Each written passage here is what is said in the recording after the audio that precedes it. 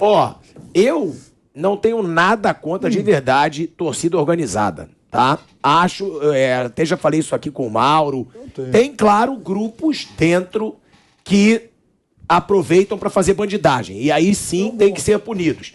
Mas também a torcida organizada faz a festa. Você já viu algum torcedor, algum líder de banda organizado ser punido? Já. Punido já, inclusive preso. Preso? Já vi. Condenado? Já vi. Ou o cara preso, foi eu não vou falar preso nome. ali no dia? Eu vi, e tal? preso. Foi preso. Assim, E saiu o quê? Preso. Meia hora depois? Não, pior que não. Ficou preso. Só se foi por um Ficou preso. Eu não vou assassinato. falar nome. Por conta Mas de depois briga? do programa eu falo, sim, por causa de briga. Então, mas Sim. só Mas se aqui em São foi Paulo por não lembro de nenhum, assassinato, tentativa de homicídio. Então, se foi por briga, por vandalismo, ele saiu na mesma hora Não, antes sim, do jogo é acabar. sobre esses grupos eu nunca vou ser a favor. É isso que eu tô falando. Mas eu quando a acho gente fala sobre isso, a gente não está falando da torcida, está falando da justiça, né? Sim. Da inexistência de justiça. Também. Porque vândalo tem se em qualquer tudo que é grupo, lugar. de organizado ou não, alguém que tem, comete delitos, assume uma liderança, uma participação no grupo, e ele não é punido, o problema não é do grupo, o problema é da justiça que não funciona. Que não prende quem Se ela mata prender, quem. impunidade, eu falei ele que vai na semana cometer cada passada vez mais. houve um linchamento de um torcedor recentemente e a câmera que estava no fardamento lá do policial militar flagrou um dos elementos, foi identificado, a DRAD, que é a Delegacia Especial, prendeu o A sujeito. pessoa morreu, né? O O torcedor cara morreu, espancado. Nem era jogo, São Paulo e Corinthians. Os corintianos voltavam do estádio, os caras de São Paulo esperaram, brigaram ali. Aqui nas arredores de São Paulo. E foi nem na capital. E o resultado, o juiz foi lá e deu relaxamento de prisão. Então, assim, o problema aí está onde? Agora, se ao invés de relaxamento de prisão, esse cara fosse preso e a lei fosse executada para ele, e ele ia ficar lá, preso, sei lá, por quanto tempo, quantos que se inserem no ambiente de uma organizada, qualquer outro tipo de organização que não seja de futebol, e que cometem delitos, pensariam, pô, cara, agora a coisa está complicando, né? Agora a coisa está mudando. Eles contam com isso. Exato. Então, mas- Não só no futebol. Acho assim, qualquer organização que exista de pessoas, você não pode proibir as pessoas de se organizarem. Né? Aqui já tentaram. Teve, inclusive, gente que se promoveu, virou política a partir do veto às organizadas. Isso não existe. Você não pode proibir as pessoas de se organizarem. Você pode proibir que elas usem um adereço simbolizando essa ou aquele grupo. Mas elas vão se organizar, vão continuar juntas. Aí você põe na clandestinidade, fica pior ainda. Porque aí quem é que cometeu aquele delito? Que grupo foi esse? Não sei. Não tem nome, não tem cara, não tem face. Então, assim, eu acho, na verdade, o seguinte, a gente engatinha aqui, porque não existe muito pouco de inteligência policial, existe, mas é pouco. Não há justiça. E aqui no Brasil a gente fica sempre rodando em círculos, falando as mesmas coisas. Se você pegar o caso do hooliganismo na Inglaterra, existe, inclusive, uma vasta literatura sobre o caso. Eu tenho alguns livros, inclusive, sobre tudo. Alguns até escritos por ex-hooligans, que ficaram mais velhos, pararam com isso. E o conhecimento desse ambiente e da cabeça desses caras, ele é utilizado para você entender como você vai neutralizar. Aqui a gente fica rodando em círculos. Se bem que muitos já foram para a Inglaterra para ver como é que fizeram lá, né? Vira e mexe um grupo, né? Um grupo de autoridades, vão para Londres, aí vão lá, se reúnem lá com os caras, a polícia inglesa, vai lá, Scotland Yard, não sei quem, vê o Superman, o Batman, todo mundo se reúne lá com eles, falam tudo, mas não acontece nada. Não acontece nada. Por que eu tô falando Mas você vai falar de isso? torcida por causa desse manifesto? Porque teve uma carta aberta da Independente, tá? Para os jogadores e a diretoria. Pelo que eu vi até agora, não é uma carta de ameaça, é uma carta cobrando dedicação, tá? Dos jogadores do São Paulo. A gente vai colocar essa carta aqui até pra gente debater essa carta aberta da Independente. Eu vou ler o primeiro e o último parágrafos. Eles começam: senhores, vocês e todo o país sabem que o São Paulo é o maior campeão internacional do futebol brasileiro, com 12 conquistas, muito à frente do segundo colocado. Vocês e toda a nação sabem que o São Paulo é o único tricampeão mundial do país. Vocês e todas as torcidas sabem que mesmo após bilhões investidos em arenas rivais, com recursos roubados ou não, o Morumbi continuou o maior estádio particular do Brasil e pago. Tudo isso é fato, mas a história não para. Atualmente, essas marcas fantásticas são desprezadas pela grande mídia. Aí, no último parágrafo, eles colocam: por isso, todos os envolvidos prestem atenção, principalmente vocês, jogadores. Querem ser tratados como fracassados, perdedores? piores. Esqueçam a torcida por um momento. Pensem nas suas famílias. Como é olhar para as esposas, pais ou filhos sendo vistos como derrotados? Pois é assim que o mundo do futebol encara o São Paulo nessa semifinal de Copa do Brasil. Vocês aceitarão isso? Ou o brio, a honra e a dignidade falarão mais alto? Em campo estará um pouco da história de cada um enquanto homens. Representem, provem, calem. É o que esperamos. Tá aí, ó, uma parte dessa carta, não tem ameaça, não tem nada, mas é para eles. E chama atenção essa parte, né? Pois é assim que o mundo do futebol encara o São Paulo nessa semifinal de Copa do Brasil, como derrotados, como fracassados. E não é muito a verdade, é só que o mundo do futebol fala a verdade. O Flamengo é favorito. Favorito porque tem um elenco bem mais forte. Agora, o que falar dessa carta, na opinião de vocês? Eu achei numa boa. Eu não achei que teve ameaça. Não sei se a torcida deve ou não interferir dentro do clube, se essa carta tem que chegar para os caras. Mas dessa carta eu não vi um tom assim que a gente possa criticar. Eu acho que é uma cobrança do torcedor do São Paulo para que eles entrem em campo sem já se considerarem derrotados. Não tem nada de muito especial aí.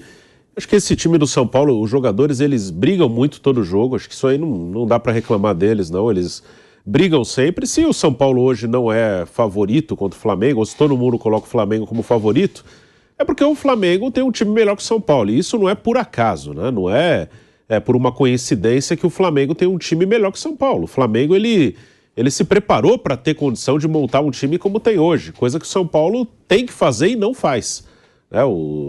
As coisas não são, às vezes encaixa um time meio ao acaso, isso acontece, mas não é o caso do Flamengo, né? O Flamengo está aí há vários anos entre os melhores do Brasil, ali sempre brigando por título, aí ganha, perde, faz parte. Ano passado chegou numa final de Libertadores, perdeu, esse ano pode chegar de novo, pode ganhar, isso faz parte. O São Paulo não, né? O São Paulo está num nível abaixo, isso não é uma coisa do momento, não. O São Paulo ele tem que, em algum momento, parar e se reorganizar. E isso não acontece, né? O São Paulo ele vai tentando empurrar com a barriga os seus problemas, por isso hoje ele não tem o poder de investimento para brigar com o Palmeiras, Flamengo de igual para igual. Tem que apostar bastante na base, e acho que os meninos da base eles têm respondido sim, eles fazem o máximo que eles podem, eles ajudam muito o São Paulo. Acho que hoje, se o São Paulo ainda é um time competitivo, deve-se muito à sua categoria de base, porque não tem condição de brigar hoje no mercado com outras equipes. Então, acho que não dá para reclamar de falta de dedicação desses jogadores, não. Acho que eles dão o máximo. Estão aí em 3 competições, não é o elenco para tudo isso. Também acho que por isso o time caiu no Brasileiro, que na Sul-Americana ainda levou na primeira fase com o time reserva, depois que começou a usar os titulares nas 3, começou a ter dificuldade, por isso caiu no Brasileiro. Então é isso, acho que os jogadores eles fazem o que podem. O treinador também, acho que o treinador é muito bom, e além de ser um cara muito identificado com o clube. Então eu acho que o elenco do São Paulo, em termos de resultado dentro de campo esse ano, não tem o que reclamar muito, não. É um elenco, acho que está no seu máximo. Está até um pouco acima do seu limite pela maratona, não é um elenco para 3 competições, não. O interessante é que só cita a diretoria no título, né? Só no título. O título é Carta Aberta da Independente para os jogadores e a diretoria. Aí você lê um longo texto, né? Que é só falando um pouco da história do São Paulo, os jogadores devem conhecer, pedindo aplicação. Imagino que eles também queiram fazer o seu comercial, né? Os jogadores, e passando para a próxima fase. E não cita nada. Esse último parágrafo, por exemplo, por favor, todos os envolvidos prestem atenção, principalmente vocês, jogadores. Eles tomaram muito cuidado em não colocar a diretoria em nenhum ponto do texto, né? Talvez por entender que a diretoria não tem nenhuma participação nas dificuldades enfrentadas pelo São Paulo. Mas eu acho que uma carta normal é melhor do que abrirem as portas para encontro com o elenco. É menos desconfortável. É isso. A gente vai para um break, Mauro, rapidinho, a gente vai para um break na Rádio Jovem Pan. Seguimos no YouTube. Pode falar, Mauro. A carta é desnecessária pelo que disse há pouco aqui o Bruno. O time de São Paulo é um time que se esforça. Você pode reclamar de tudo, menos de empenho. Os jogadores se empenham, os caras deixam tudo dentro de campo. O time se supera, é um time extremamente empenhado. Tem o treinador demonstra ter total controle e a participação dos atletas. Os caras deixam tudo em campo. Então, não precisa de carta. Poderia fazer uma carta 2 dias, quando o UOL publicou o seguinte, vou ler um trechinho aqui, Vanderlei. Segundo apurou o UOL Esporte, o São Paulo tem atraso de 4 meses de direito de imagem com alguns jogadores. A reportagem ouviu fontes ligadas a 5 atletas do atual elenco que confirmaram os débitos. O direito de imagem pode atingir 40% dos vencimentos de um jogador. Para você entender, você que está nos acompanhando não sabe, o direito de imagem pode ser 40%. Se o cara ganha 10 mil reais, ele pode ganhar até 4 mil como direito de imagem. Ele tem uma empresa, emite uma nota, e 60 CLT. Você ganha 100 mil, ele pode ganhar 40 mil como direito de imagem e 60 mil na carteira de trabalho. Ou seja, quando atrasa o direito de imagem, esse atraso significa até 40% da remuneração do atleta. Não é pouco. 4 meses... é um belo dinheiro, né? Você tem aí mais ou menos o quê? Vai dar uns 3 salários, mais ou menos, se o cara tiver 40%, né? Do que em atraso. E tá aí o São Paulo ainda com isso. Contratou o Galopo no negócio de criptomoedas aí agora, né? Trouxe outros jogadores aí do Grupo City. Então, assim, a carta poderia ser para a diretoria. E o título poderia ser o seguinte: o que vocês estão fazendo com o São Paulo? Esse é o título. Esse título não precisa nem mudar. Ele serve para todas as cartas na direção disso aqui. Porque se hoje o Flamengo tem um time melhor, é porque o Flamengo hoje não deve salário, porque o Flamengo hoje se organizou. O Flamengo, que era o grande caloteiro e tal, da frase do Vampeta, né? Hoje o Flamengo não tem problemas assim, porque o time se reorganizou. E o São Paulo não faz isso porque não quer. Porque o São Paulo é o time que tem a 3ª maior torcida do Brasil, está no principal mercado que é São Paulo, tem uma torcida super engajada, que apoia o time. Aliás, hoje talvez não lote o Morumbi, porque eles cresceram os olhos e aumentaram os ingressos, tirando do estádio muitos são paulinos, que foram a todos os jogos na podre, contra times mais fracos, na chuva, no frio, e hoje o cara não consegue comprar ingresso, porque o ingresso está muito caro. E talvez uma torcida mais fria, né? Porque hoje vai aquele cara que tem grana, mas talvez não tenha tanto amor pelo clube, tanta vontade de gritar pelo São Paulo, num dia que o São Paulo precisa demais dessa torcida, de apoio incondicional para tentar diminuir a diferença técnica que o campo deverá mostrar. Então passa por aí. Eu estava vendo hoje cedo também. O Vasco virou SAF, tem CNPJ, Vasco da Gama, Sociedade Anônima do Futebol, já desde semana bacana, legal. Aí está esbarrando em problemas ali porque tem dívidas. Então tem que acertar o negócio com a federação para poder dar andamento no processo. Não é assim. Botafogo virou SAF também. Vi hoje aqui o jogador, ex-jogador do Botafogo, que agora está no Bahia, esqueci o nome do rapaz agora, lateral, processando na Justiça do Trabalho. Por quê? Porque não recebeu, tem fundo de garantia. Ou seja, as dívidas do Botafogo ainda existem. Não adianta virar SAF. Vou te interromper rapidinho, decora onde você parou. Estamos voltando. De volta para a Rádio Jovem Pan, o Mauro César falando aí que a torcida do São Paulo deveria cobrar mais a diretoria. Sim. Que tem dívidas e ainda não faz nada para contornar essa situação. Né? Exatamente. Se o São Paulo tem um time mais fraco hoje do que o Flamengo, que é o adversário dessa noite, é porque a direção, como era a direção anterior do Leco, ela não está colocando o clube nos trilhos. Aí você pode, se estivesse fazendo isso, o São Paulo teria um time mais fraco. Talvez não estivesse hoje disputando o que está disputando. Provavelmente não estaria. Mas aí o dirigente ia falar, olha, para eu colocar a casa em ordem, eu tenho que apertar o cinto. Eu não posso ter um time caro, brigar por título, dizer, espera 2, 3, 4 anos que eu ponho a casa em ordem. Mas ninguém quer fazer isso, gente. Ninguém quer fazer isso. E quando a torcida manda essa carta, ela é desnecessária, porque o time de São Paulo, que não falta, mesmo com o salário atrasado, o que não falta ao São Paulo é a luta. Os jogadores lutam o tempo todo e hoje certamente vou fazer isso. Se perderem para o Flamengo, não vai ser por falta de empenho, porque eles se empenham demais até. Isso é uma coisa que o torcedor de São Paulo não pode reclamar, ele tem que se orgulhar. Ainda mais sabendo que tem direito de imagem atrasado. Quer dizer, mesmo com... São tudo menos mercenários. Porque a grana não está caindo como deveria na conta, mas eles estão correndo atrás. Eles estão lá lutando. Eles estão lutando pelo clube. E isso, com certeza, tem muito a ver com o Rogério também, né? Certamente. O Rogério leva muito esse lado. Como teve o Tite em 2015, que o Corinthians foi campeão brasileiro também devendo salário. Essa semana estava vendo, inclusive, uma entrevista muito curiosa do Jadson. O Jadson parou de jogar, foi lá no SBT, deu uma entrevista no programa do Benjamin Bach, e ele falando muito bem do presidente do Corinthians, elogiando. Mas dizendo que o Corinthians está devendo uma grana pesada a ele. Mas que o acordo não serve porque tem uns advogados aí que botam problemas.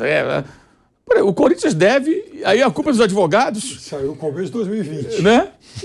Peraí, a culpa é dos advogados? Eu não consegui entender muito bem. Aí elogios ao presidente do Corinthians. O presidente do Corinthians, ele era o diretor de futebol quando o Jadson jogava lá. Ele é da mesma gestão, gente. Então o jogador de futebol também, até quando para de jogar, às vezes fica numa relação assim que é curiosa, né? Quer dizer, é um desejo incontrolável de elogiar o Cartola. Então, a torcida organizada que não critica, no caso específico, não criticou a diretoria, poderia ter aproveitado para fazer, poderia acrescentar um parágrafo aí, independente.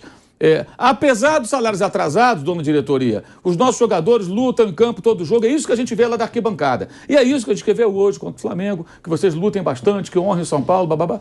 Poderia, uma linha, nem um parágrafo. Poderia ter dado esse recado, seria legal. Eu tenho certeza que todos os São Paulinos iam concordar. A não ser que eles são amigos da diretoria. Quem é amigo da diretoria sempre vai arrumar desculpa por questões políticas, né? Mas isso é uma minoria. São Paulo tem esse negócio dos cardeais, né? É o clube menos democrático, talvez, dos grandes do futebol brasileiro. Um dos menos. Que quem vota são os cardeais. Quem elege os presidentes são os cardeais. O sócio não tem poder de voto. O sócio torcedor só para comprar ingresso. E hoje nem ingresso consegue comprar porque os caras falam lá aumentaram o preço. Quer dizer, tem muitas coisas erradas que precisavam ser ditas. Eu acho que a organizada poderia ter feito isso. Seria bem mais interessante e faria mais bem pelo São Paulo. Onde eu senti falta também de uma manifestação, pelo menos para saber a opinião da torcida, foi quando tentaram mudar o estatuto no final do ano passado para aprovar a reeleição, e o que a torcida publicou foi: nós não vamos nos manifestar para não ajudar nem a oposição nem a situação. Foi mais ou menos algo nessa linha. Queria saber a opinião, porque eu também não sei hoje dizer o que é oposição no São Paulo. Talvez uma meia dúzia ali. Na última eleição, quem enfrentou o atual presidente foi o vice-presidente da gestão anterior, que era o Roberto Natel. Ele que enfrentou o Casares, que é do mesmo grupo. Ou seja, foi uma disputa entre dois candidatos do mesmo grupo político, né? Que está ali. No Corinthians aconteceu isso. Sim. O Mário Gobi já foi presidente com esse grupo e agora está em outro grupo. Mas, enfim, desde 2002 o São Paulo é comandado pelo mesmo grupo. Assim como o Mauro falou do Corinthians, eu não consigo separar a gestão do Andrés com a do Duílio, com a do Gobi, com a do Roberto. É tudo mais ou menos a mesma coisa. Como a do São Paulo, para mim, Juvenal, Aidar, Leco, Casares, para mim uma é continuação da outra. Assim, não consigo separar. A gestão agora é outra gestão do Casares. Eu não vejo muita diferença, assim. Acho que é parecido, assim, a maneira de conduzir. Não estou falando de outros aspectos. Teve algumas gestões que aconteceram denúncias de corrupção, mas aí outra coisa, e eu não estou dizendo sobre isso. Falou sobre a linha de trabalho, como eles conduzem o clube. Para mim é a mesma coisa, desde o Juvenal, passando por Aidar, Leco, Casares, até agora eu não vi grande diferença. Não. Ô Bruno, esses caras, esses cartolas e essas torcidas organizadas que acabam virando partidos políticos dentro dos seus clubes. São partidos políticos. E são clubes que têm, às vezes, clubes que têm uma massa de torcedores, às vezes, maior do que a população de vários países. E eles acabam virando partidos políticos, mordendo vantagem e tal. Então, às vezes, quando eles se manifestam e poupam a cartolagem, a gente já imagina mais ou menos a intenção. Mas essas torcidas, e sobretudo a cartolagem, eles ainda vendem para o público a velha história que a gente cresceu ouvindo, de que o futebol é cíclico. O futebol é cíclico, então hoje o Flamengo é o melhor time do Rio, mas amanhã vai ser o Vasco, depois o Fluminense, aqui em São Paulo é o Palmeiras, mas já foi o Corinthians outro dia, depois volta a ser o São Paulo e o Santos. Não é mais assim. O futebol, ele está encurtando alguns ciclos e ele está cada vez mais afunilando esses candidatos ao protagonismo. Então, você pegar, por exemplo, a Alemanha, a Itália, vários países do mundo, a Argentina, você tinha um monte de grandes clubes, historicamente grandes, disputando títulos, indo para a Champions, às vezes, enfim, disputando vagas em semifinal, em quartos de final de Champions. Então, hoje, você começa a olhar para esse mapa da bola, esse negócio está muito mais enxuto. Você não tem mais 6, 7 grandes na Alemanha, 6, 7 grandes na Itália. Na Itália, de 20 anos para cá, só 3 ganharam o título e a Juventus ganhou a maioria.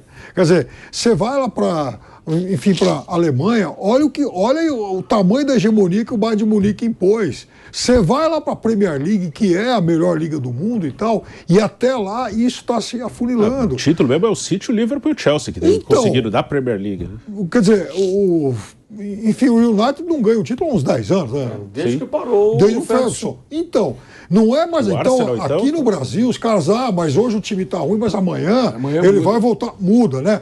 O que vai mudar muito é o tamanho da dívida que está aumentando em progressão, geométrica. Quer dizer, é um negócio que está ficando cada vez maior e impagável. Então, a tendência é aqui no Brasil também a gente passar a viver de forma cada vez mais evidente esse fenômeno que a Europa já mostra há muito tempo. Ou seja, tudo isso ficar restrito a 2, 3, 4 clubes no máximo. Porque aqui no Brasil tem 12 grandes, mas o Atlético, que é, emergente, então, conversa fiada. Não são mais tantos grandes assim. A gente tem os grandes e a gente tem os gigantes. A questão para São Paulo, Corinthians e outros tantos é saber o seguinte: Você vai querer ser grande para sempre ou vai querer voltar a ser gigante um dia?